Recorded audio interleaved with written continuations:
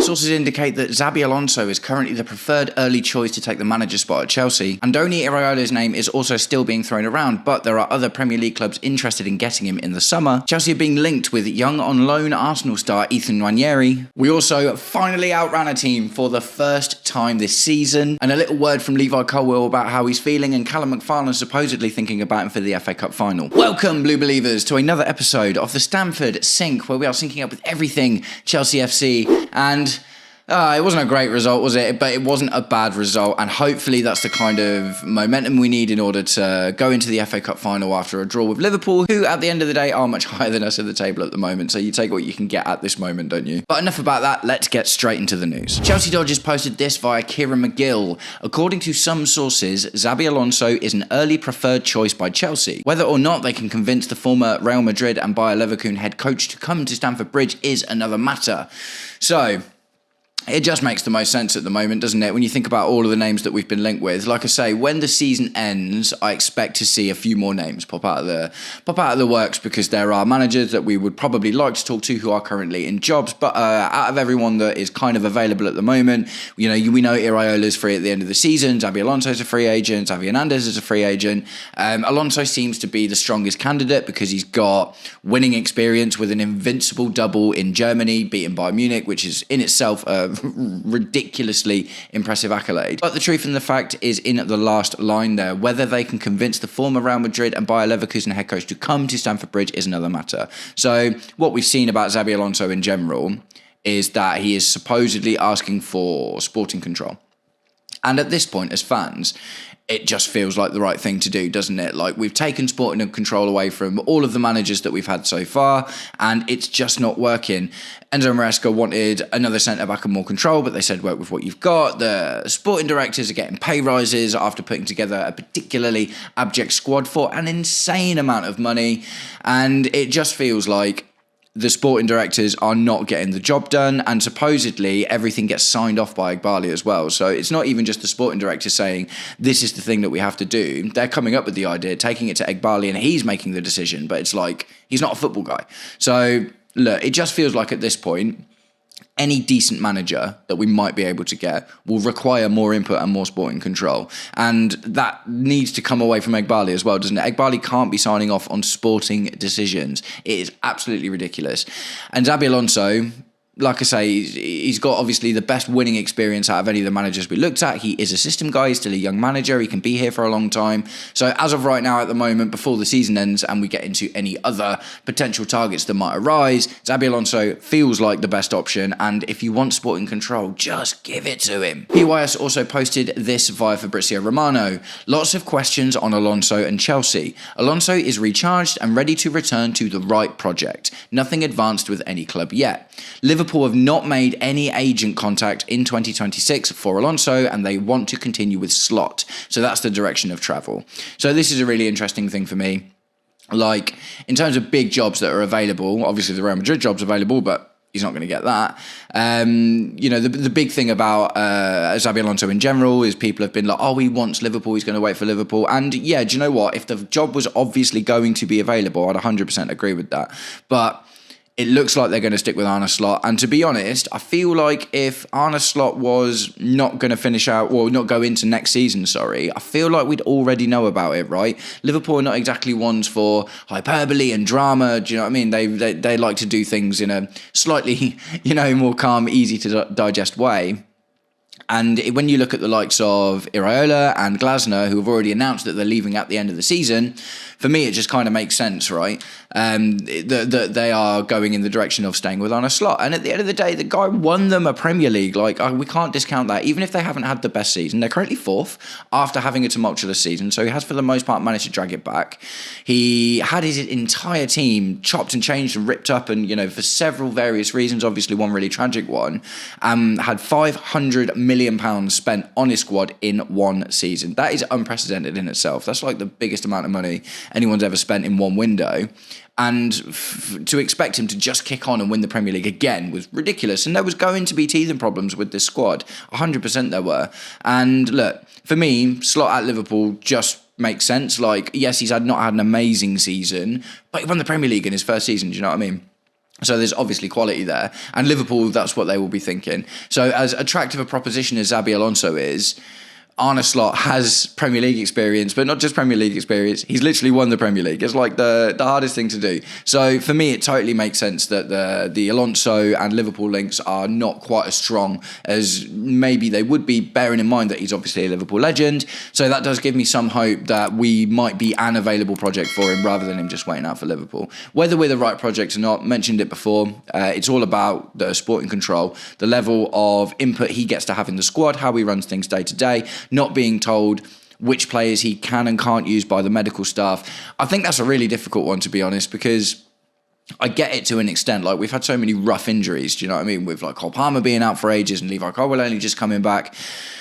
I guess I don't know enough about medical teams in other clubs in general to know if this is something that happens in other places, but obviously we knew it was a big issue with Enzo Maresca when he was being told you've got to take Cole Palmer off on the 60th minute. So, you know, if stuff like that needs to lax up, you would hope that a proper manager would make the right kind of decisions for his players' well-being and health anyway. But yeah, it's just stuff like that really, isn't it? Like, he needs to know that he can put the squad together the way that he wants. He needs to know that he is the guy that makes the decisions about disciplinary issues and, you know, all of that kind of stuff. And a lot of those aspects seem to have been taken away from the Chelsea manager and in the last few managers that we've had, and they seem to just be told to get on the pitch and train the guys. But that has obviously created a lot of disparity and, you know, completely ruined any harmony that we had in the squad that Maresca managed to pull together in the first place. So, other managers, a little bit to talk about. PYS posted this via Fabrizio Romano. Iraola still may be hoping to see if another club wants him, but Palace are trying to get him. They offered him total transfer market control and put a proposal on the table. So I put a video out yesterday comparing Alonso, Marco Silva and Iraola, and for me personally, and this is only a personal thing, like, talk to me about it in the comments if you disagree,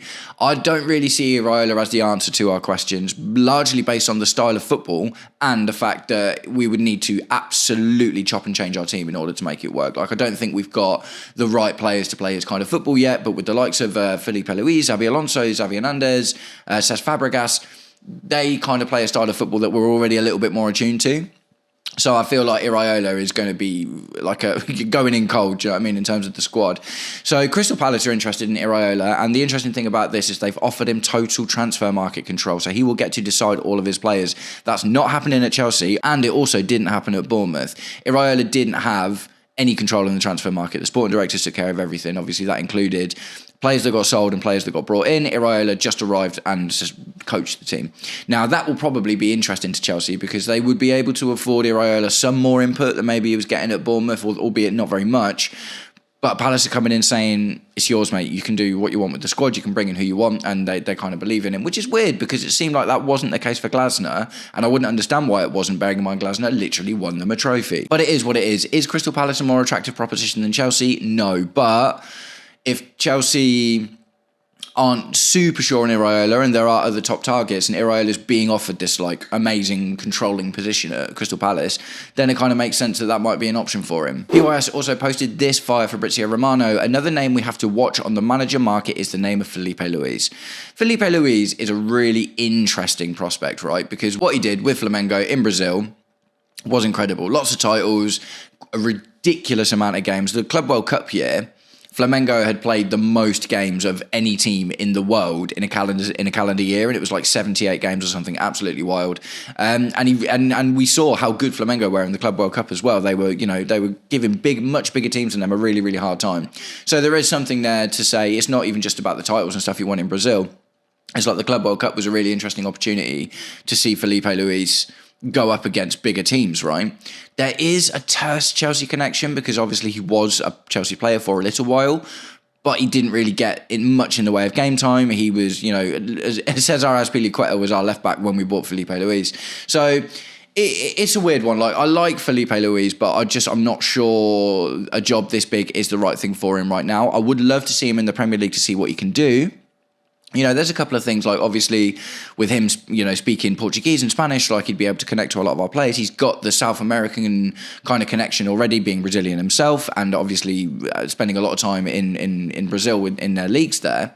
So there are interesting aspects to Filipe Luis, and tactically and stuff, it's interesting as well. But it is just a little bit. I'd love to see him at Strasbourg. Like maybe that's ridiculous. I don't know. Gary O'Neill's there at the moment, but that was the thing, wasn't it? Filipe Luis was like interviewing with Blueco, and he thought it was for Chelsea, but it was actually for Strasbourg. Like, I don't know how much to buy into all of that, but I would love to see Filipe Luis take a step into a European team, but I'm just not sure Chelsea's the right one for him right now. Let me know what you think. And guys, if you've made it this far into today's episode of the Stamford Sync, please do me the distinct honour of liking, sharing and hyping the video, subscribe to the channel, or just roast me in the comments, whatever gets you through your day. So we're going to move on to a weird transfer link that I've seen today, and it is this one here. Transfer News Live posted this via Fabrizio Romano. With his routes to first-team opportunities blocked by Bukayo Saka and Noni Madueke, Arsenal could be willing to sell forward Ethan Nwaneri in the summer transfer window, with Chelsea one of the clubs interested. So, Nwaneri started the season at Arsenal. 6 appearances, we'll get into the stats in a second. Moved over to Marseille. He's on loan there at the moment. He's 19 years old. He's a left-footed attacking midfielder, right-winger type. I don't know, man. I like the idea of it initially when I read this. I was like, oh, Ethan Nwaneri, from what little I know about him, that seems like an interesting proposition. But then I looked at the actual stats of his season this year and I was a little bit like, I don't know, maybe that's much more of what we don't need at the moment. So this is a little graphic of his first half of the season at Arsenal. He made 6 appearances, didn't start any of them. He was being brought on for about half an hour in each game. No goals, no assists, and his heat map, obviously, because of the lack of appearances, is quite sparse, but you can see that spent a lot of time in the middle, generally on the right side of things. And weirdly, one of his, he spent more time defending than anything, which kind of makes sense for Arsenal this season, right? Because they are, obviously, that's kind of how they've been winning their games, isn't it? Things get a little bit better when we move over to his loan spell at Marseille. 9 appearances, started 3 games, 36 minutes per game still, so he's still mostly being brought on as a sub. 3 goals and 1 assist, and his heat map looks a bit more attacking. And even just with 9 games, his heat map, you can see, is a lot more filled out than the last one was. So he is getting more game time, and he is putting some numbers away. Now, I didn't look at the last seasons or whatever with Ethan Nwaneri, but just based on what we're looking at right now, do I think that we need another 19-year-old left-footed right winger? We've got Esteval William. Don't know what's going on with Pedro Neto yet. Giovanni Quenda's coming in. There's a couple of guys in the academy as well who, if we're talking about fringe player, that there's opportunities that could go to guys in the academy as well. So I don't love it because it's not going to be cheap, is it? The thing is, Nwaneri is a bit of a name, and that's kind of all it takes at this point. A bit of a name, bit of potential. He scored a few goals. He's doing all right for a 19-year-old, but he's nowhere near as good as Esteval. And he's like Esteval's a year younger. So it's like, don't really feel this one, to be honest. Like I say, I don't really love the idea of stockpiling 19-year-olds again, and I feel like that's something we need to stay away from. So, it is a terse link from Fab saying that Chelsea are interested. For me, I'd probably rather let this one go. If you know more about Ethan Nwaneri than I do, get it in the comments. But for the moment, it's a no from me. Right, so we're going to move on to this from Chelsea Dodgers, posted via Opta Analyst via Kieran McGill. Chelsea outrun a Premier League opponent for the first time this season versus Liverpool. Yay! The boys cared about something. Distance is covered. Chelsea 103.6 kilometres, Liverpool 102.9 kilometres. Look, this is a tiny difference, but it is a big difference at the same time. The actual difference between the two figures, the amount that each team run, is infinitesimal. It's very small. But we haven't done it all season. We've been outrun by every single team. We've been outrun by relegation teams. We've been outrun by mid-table teams. We've been outrun by top-tier teams. We have been outrun by everyone in the Premier League this season until today. And that shows you that something is starting to change, right? And it was a reasonably good performance. It was great to see Levi Colwill get 90 minutes. Great to see Reece James come back. Still not, Enzo Fernandez scored the goal. It's still not exactly where we want to be. We didn't look particularly dominant or anything like that. Obviously, there was the penalty shout for João Pedro that could have changed the game. But for me, almost the two most important things, we'll move on to one in a minute, is Levi Colwill coming back. I think I've got thoughts. We'll talk about that in a sec.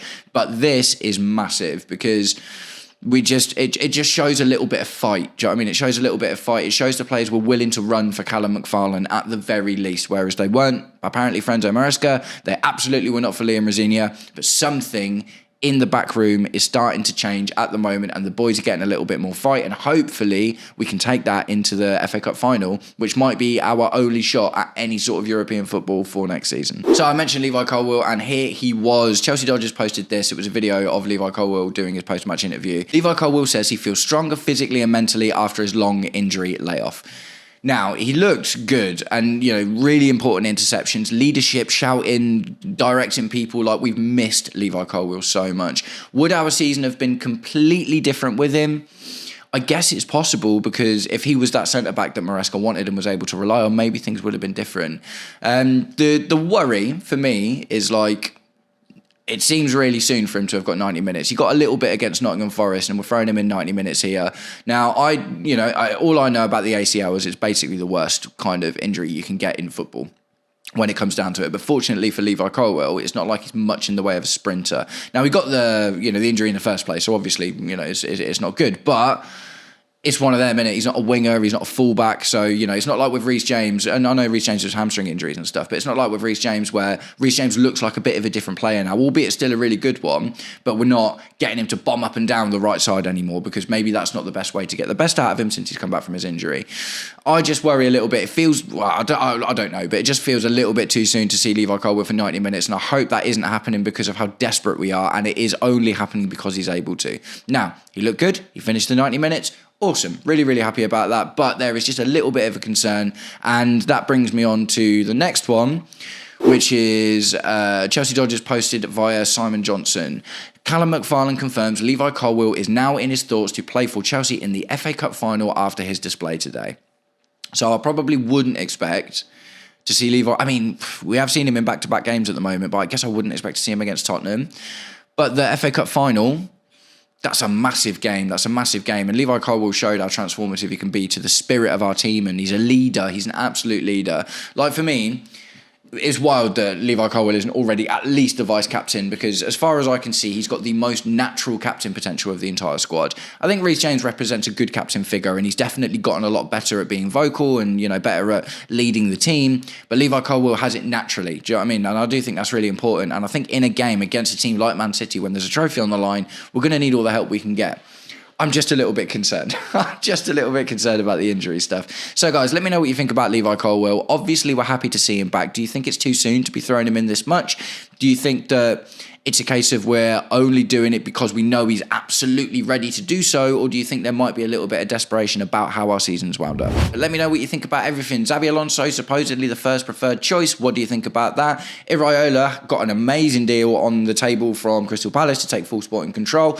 Ethan Nwaneri, what are you thinking? For me, like I say, it's a bit of a no. I'm not exactly enamoured by his performance this season. Chelsea outrunning a team for the first time. That's literally the only good thing that's happened in a little while, isn't it? It's fine margins and small indication that things might be getting better. And the Levi Colwill situation, is it too soon to be throwing him back in at this point, or is this absolutely the right thing to do? And obviously we've missed him. Nice one, guys. Thank you very much for sticking around to the end of the video if you did, and I will catch up with you all very, very soon. Take it easy. Peace.